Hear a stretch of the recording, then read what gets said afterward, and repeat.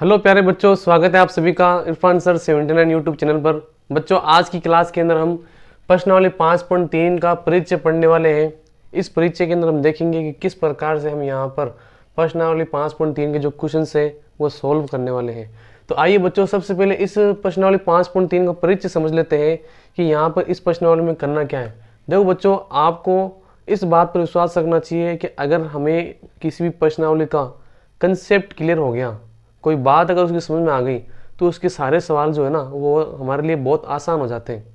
ठीक है। बाकी अगर मान लो आप फॉर्मूला याद रख करके सिर्फ सवाल करने में लगे हुए हो तो फिर वो रटना हो जाता है। इससे हमारी क्या मेंटेलिटी बनती नहीं है। तो आप जितना हो सके कोशिश करो कि सबसे पहले कोई भी अगर प्रश्नावली अगर लो आप, तो उसको क्या करो, आप अच्छी तरीके से उसका कंसेप्ट बिठाने की कोशिश किया करो। इससे क्या होगा, आप ऑटोमेटिक उन सवालों के आंसर निकालना सीख जाओगे।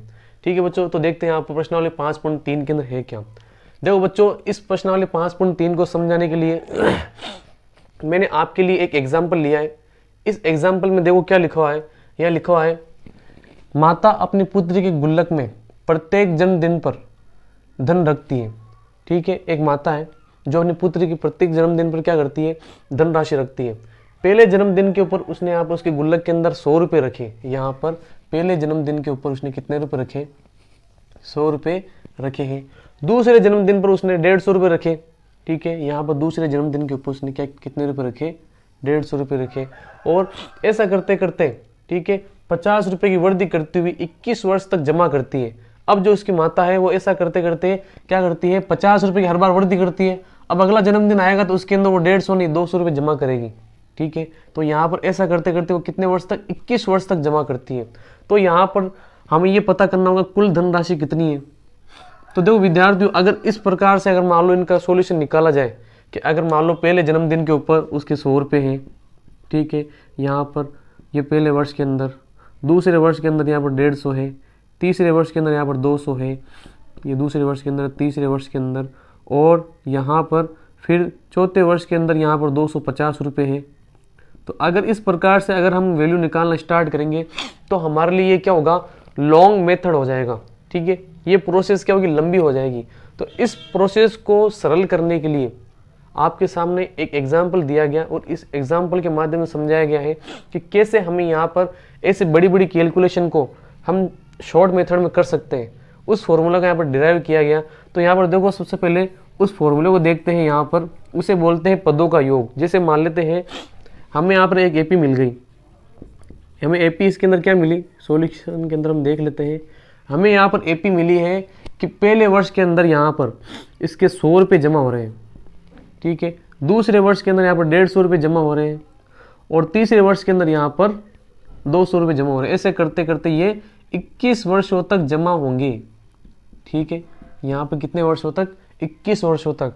तो प्रश्नावली 5.2 के अंदर और 5.3 में डिफरेंस क्या आ गया बच्चों। प्रश्नावली 5.2 के अंदर हम यहाँ पर कोई एक पद ज्ञात करते हैं कि इतने नंबर पर पद कौन सा है। ठीक है, जैसे मान लो अगर आपसे कहा जाए कि जब वो 15 साल की हो जाएगी तब उसके कितने पैसे जमा करेंगे, तब हमें यहाँ पर an वाला फॉर्मूला लगाना होता है। an बराबर a plus n minus 1d। ये हमें क्या करना होता है, यूज करना होता है। लेकिन यहाँ पर यह कहा जा रहा है कि पहले जन्मदिन से लेकर 21 वर्ष तक के बीच में टोटल कितने रुपए जमा हो चुके हैं। तो इस बात को अगर आपको यहाँ पर रिजल्ट निकालना है तो इसका मतलब ये हुआ कि हमें 100 प्लस 150 प्लस 200 प्लस करते हुए हमें यहाँ तक 21 पदों तक यानी 21 वर्ष तक हमें इनका टोटल निकालना है। टोटल निकाल के बताना है कि उसके गुल्लक में कितने पैसे जमा हो गए।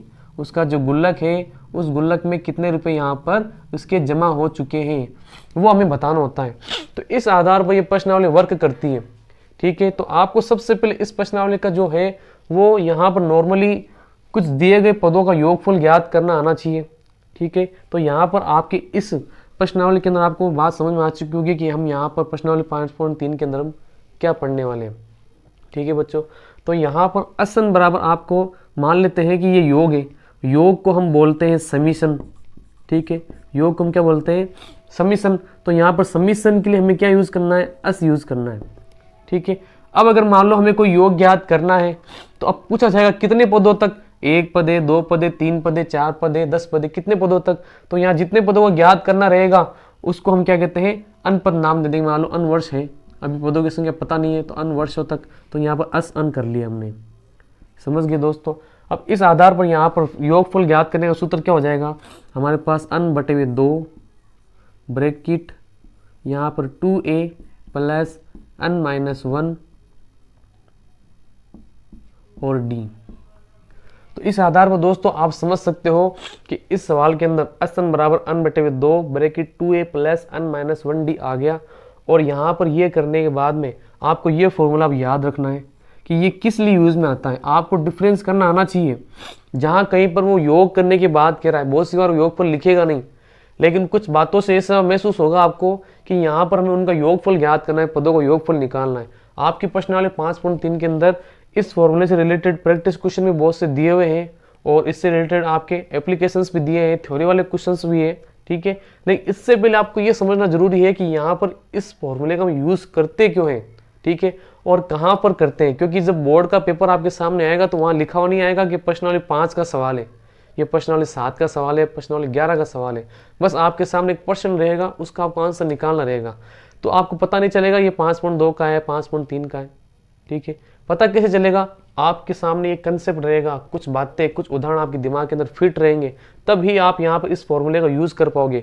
आप चाहे कितनी प्रैक्टिस कर लो, कितने क्वेश्चन बना लो, लेकिन आपको पहले कंसेप्ट अगर दिमाग में आएगा तभी आपको पता चलेगा मैं ये फॉर्मूला यूज़ करना है, तभी आपको पता चलेगा कि ये क्वेश्चन इस प्रश्नावली से उठाया गया है। आई बात समझो दोस्तों। तो यहाँ पर आपको सबसे पहले देखो, आप इन सभी से परिचित हो कि यहाँ पर असन बराबर n बटे हुए 2 bracket 2a plus n minus 1d होता है और ये यहाँ पर किसी भी दिए गए पदों तक का योगफल ज्ञात करना होता है। समझ गए बच्चों।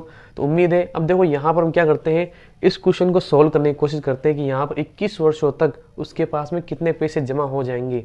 तो देखो बच्चों यहाँ पर हम देख सकते हैं, शॉर्ट में समझ रहे हैं, अन का मान यहाँ पर देखो 21 वर्ष है तो 21 लिखेंगे यहाँ पर 21 बटे हुए 2 ब्रैकेट 2 ए की वैल्यू कितनी यहाँ पर 100 है तो यहाँ पर 100 रख देते हैं प्लस अन माइनस 1 यानी अन का मान कितना 21 माइनस 1 और डी का मान यहाँ पर अंतर कितने का चल रहा है 50 का तो यहाँ पर रख देते हैं 50। ठीक है, आगे सोल्व करते हैं इसको। इधर देखिएगा बच्चों, तो यहाँ पर 21 बटे हुए 2 ब्रैकेट 100 को मैंने 2 से गुणा किया, कितने हो गए 200 प्लस यहाँ पर 21 में से 1 गया, कितने बच गए हमारे पास 20 और 20 को हम 50 से गुणा करेंगे तो यहाँ 5 दूनी 10 और 0 का 0 तो यहाँ पर कितने आ गए 5 दूनी 10, 2 0 आ जाएंगे यहाँ पर, ये हो गए 1000। इस प्रकार से वापस हमें क्या करना है, इन दोनों को जोड़ते हैं तो यहाँ पर 21 बटे हुए 2 ठीक है 1000 तो यहाँ कितने हो गए 1200। इसका भाग इसके अंदर कितने बार गया, यहाँ पर 600 बार चला गया, आधा हो गया इसका। अब 21 × 60 हमारे पास में बचे हैं तो यहाँ पर देखो अभी 0 को छोड़ दो, 6 को 6 एकम 6, 6 दूनी 12 1 2 तो यहाँ पर 12,600 रुपये उसके जमा हो जाएंगे। ये हमारा सॉल्यूशन हो जाएगा। तो देखो कितने आसान तरीके से हमने निकाल लिया। यहाँ पर हमने पता किया पहले बार के अंदर 100 रुपये जमा कर रहे हैं, अंतर 50 का चल रहा है, अन वर्षों तक निकालना है। तो यहाँ पर हमने मान रखा और मान रख करके किस प्रकार से देखो कैलकुलेशन कितनी हमारे लिए आसान हो गई और हमने यहाँ पर ये निकाल लिया कि किस वर्षों तक उसके गुल्लक में कितने पैसे जमा हो जाएंगे। समझ गए दोस्तों। तो यहाँ पर गुल्लक के टोटल पैसे जमा कितने हैं वो यहाँ पर ये योगफल ज्ञात करने का फॉर्मूला काम में आता है। और अगर मान लो कहा जाए कि यहाँ पर ये 15वें साल पर कितने पैसे जमा करेगी, तब यहाँ पर हमें कौन सा फॉर्मूला यूज में लेना है, यहाँ पर हमें an बराबर a plus n minus 1d का हमें फॉर्मूला यूज में लेना है। तो इस प्रकार से बच्चों ये आपको क्वेश्चन समझ में आया होगा। ठीक है, ऐसे करते करते आप यहाँ प्रश्नावली 5.3 भी सीख जाओगे। उसके हम यहाँ पर इंपॉर्टेंट क्वेश्चंस देखने वाले हैं प्रश्नावली 5.3 के, वो हम करने वाले हैं। दोस्तों आप ध्यान रखो, आपके माता पिता के लिए आपकी तरफ से जो सबसे बेस्ट एग्जाम्पल जो रहेगा, जो सबसे बेस्ट गिफ्ट रहेगा, वो आपके 10th क्लास में अच्छे परसेंटेज से पास होना है। इसलिए कोशिश करो कि आप अच्छे परसेंटेज से पास होने के लिए आप अच्छी तरीके से तैयारी करो। लास्ट टाइम तक आपको मेहनत करती रहनी है, हार नहीं मानना है। तो देखो दोस्तों ठीक है, इसको आपको और समझना है। ये नहीं समझ में आए तो वापस वीडियो को रिवाइज करके एक बार 2 बार समझ जाना। तो दोस्तों अगर वीडियो अच्छी लगी है तो लाइक शेयर और सब्सक्राइब जरूर कीजिएगा। शुक्रिया।